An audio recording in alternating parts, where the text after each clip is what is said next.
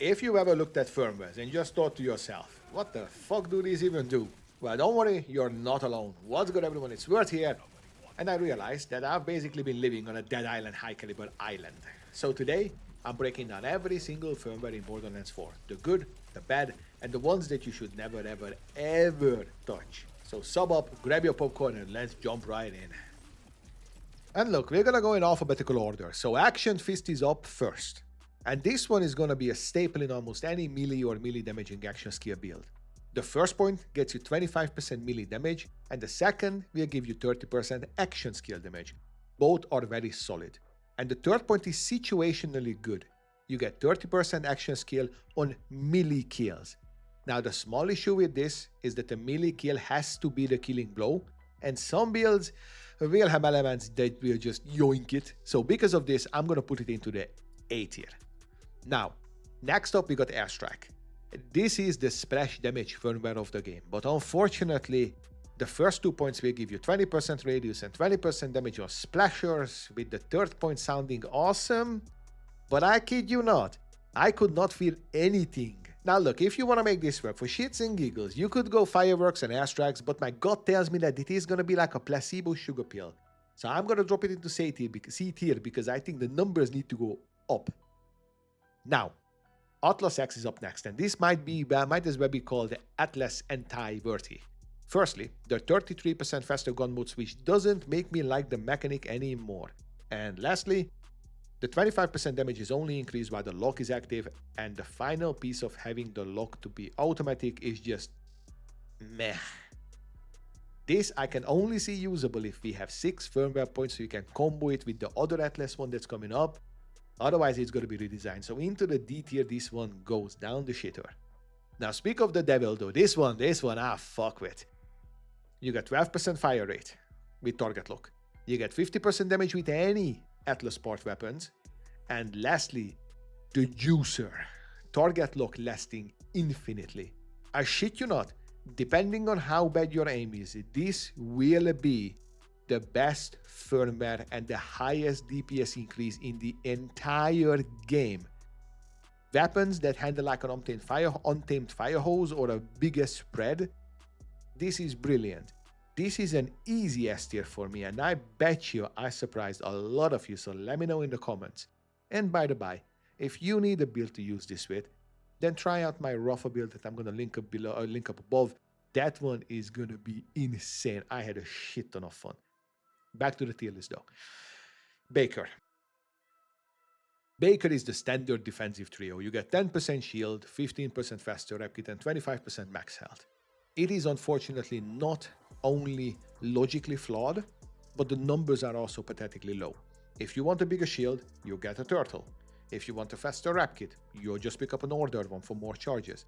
If you want more health, well, okay, that one is fine. The 25% is still too low for the 3 firmware slots that he's gonna take. Right now, the entire game is blow shit up. Hooah! So even if this got a 10x buff, the values would still not make it an insta pick. It's a C tier for me. I am afraid.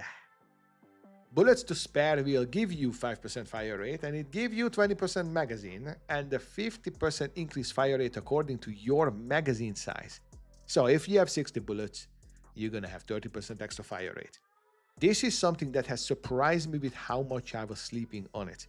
For guns with a lot of ammo, this is a really solid 3-piece investment. I'd recommend that you try it out, something like a wombo combo, because fire rate is king.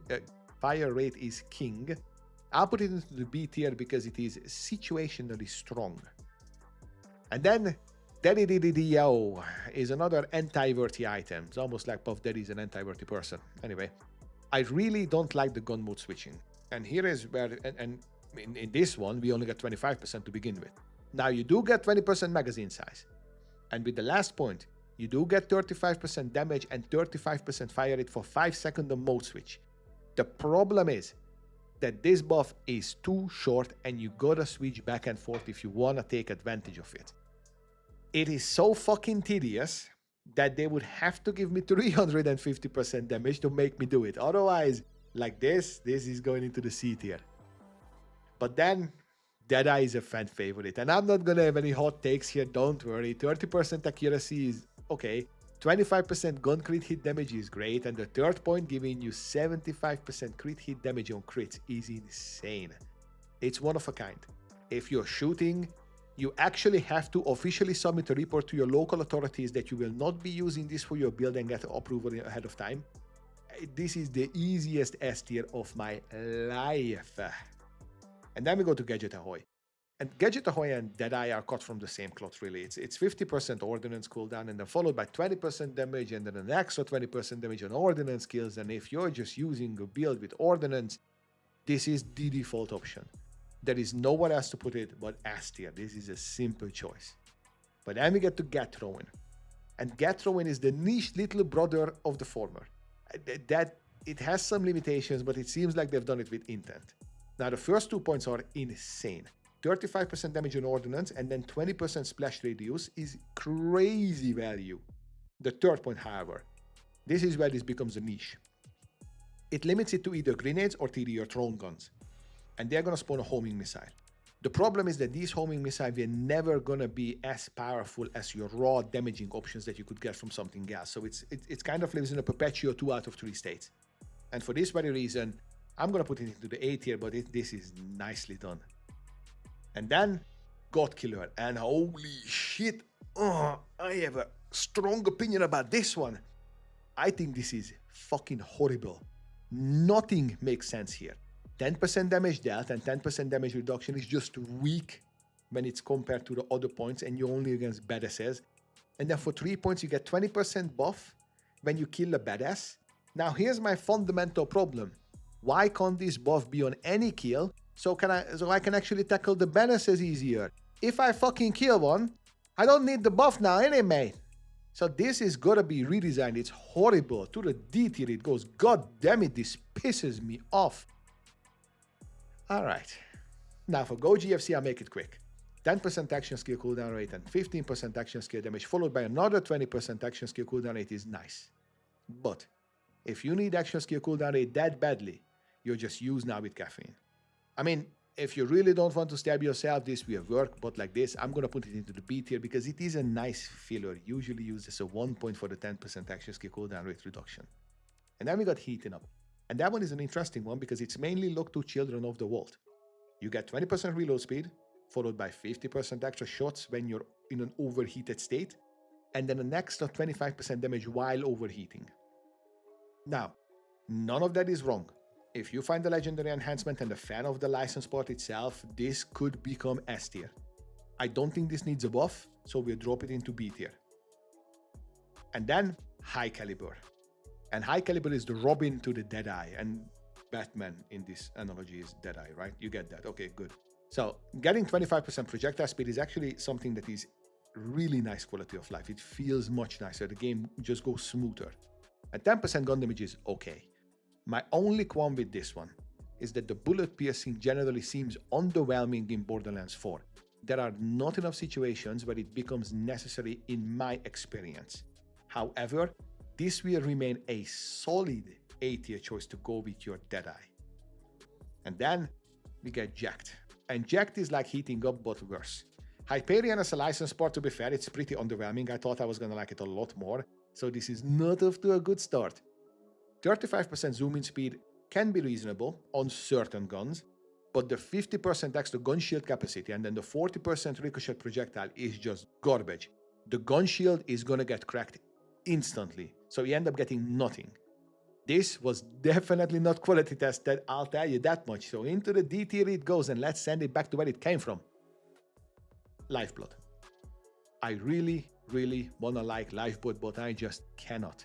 10% extra rep kit healing is useless. 5% lifesteal bonus is very little, and the 10% max health regen on kills could be nice, but I think it's misguided. And hear me out here. So if you think about it, you don't really want max health regen. What you really want is shield regen. Health regen doesn't do anything 90% of the time because if you're flash and damage is coming in, you ain't never ever out healing that, you're gonna go down. Now for niche case scenarios, this could be useful. But those builds don't need it. If you're running a Timekeeper shield, then you're so freaking tanky that you're never gonna need the survivability. This clearly needs to have weak builds, which it just does not.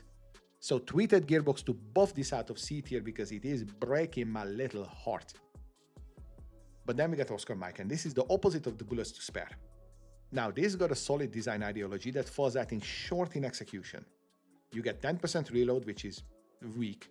It ends up being about 0.2 to 0.4 seconds at best. And you get 20% gun damage based on the emptiness of your magazine. And this is up to 20%. Now, that is insultingly low. The annoying part is that the 3-piece buff that gives you 30% fire rate after reloading is somewhat reasonable. In fact, it is very nice. But you're missing out on so much potential damage that just cannot justify picking this up without being buffed. So to the C tier it goes. Thank you very much. See you next time. But Real Big Fist is the melee powerhouse even if you're punching. And if you're punching, you'll be real big fisting. 25% melee damage and another 25% melee damage and another one and another one and another DJ Khaled song coming out. It's crazy good. However, similarly to Action Fist, the 3-piece set being 200% melee damage explosion on melee kills. Now this can still be finicky, exactly for the same reason that we discussed in the very beginning of this video. Because of this, because it can get yoinked, even the most prominent melee builds only on 2 of each, so we're gonna put it next to its very good old buddy into the A tier, and that's where it's gonna live. And then we got Risky Boots. And I gotta make this a little bigger or smaller. So anyway, we got Risky Boots. And this one annoys me the most out of all the firmwares. They make an insanely good and unique firmware that have no freaking way of reliably being used. Like, what the fuck is all that about? If you're under 35% hat, you take 30% less damage, you get 35% increased movement speed. Excellent survivability, great quality of life. And on top, you get a 100% damage dealt buff with a 5% lifesteal to tag along. I don't care about that. Right now, Rafa is the only one that kind of comes close to being able to reliably keep himself on under 35%, but even that's so risky that no one ever really does it. I'm gonna put it into the B tier until someone comes along that can actually use it. Hopefully one of the other 2 World Hunters, yeah, but just know I'm fuming about this. And then we got Rubberband Man, and this one is funny. You can practically taste the unenthusiasm with this one. 5% damage reduction, 5% lifesteal, and then if you get the 3 points, you can double that. Wow. Well, no thanks. Fuck off. It's going all the way into the D tier. It has to be the worst goddamn firmware app that's ever existed. And Trickshot is up last. And Trickshot is another one that lives in the shadow of Deadeye. And I am somewhat part of the problem. Because all I do is Deadeye and high caliber in my builds, even though there are other interesting options out there. 5% gun reload is garbage. 10% gun critical damage is fine. But where this becomes exceptionally interesting is when you rock it with 3 pieces. 50% chance to refill 1 bullet to your magazine in crits is nothing to scoff at. But this is a very nice alternative to Deadeye. However, it is very situational. So I'm gonna put it into the B tier, but notice I will try to make some builds with this one because I am kind of into this, at least on a hypothetical level. And look, this is it. The full firmware list doesn't fit in one screen because I wanted you guys to see the entire thing. But if this helped you out, drop a like, sub up, and let me know which firmware you've been sleeping on. Appreciate you all watching, and as always, I'll see you in the next one. Peace.